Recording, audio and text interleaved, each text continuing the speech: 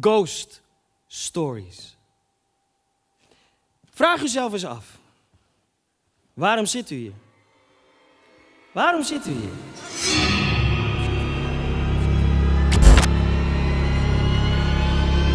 Als ontvanger kan ik je dit zeggen, zonnestraaltje. Ik heb in mijn broek gezeten.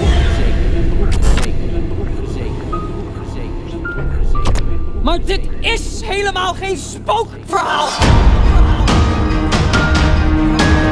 Nee, nee, nee, nee, nee, nee, nee, nee, nee, nee!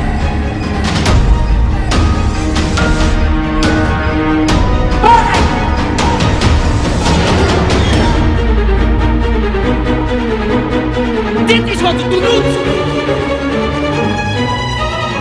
Kappen nou! Helemaal alleen in dat grote huis. Iedereen is dood.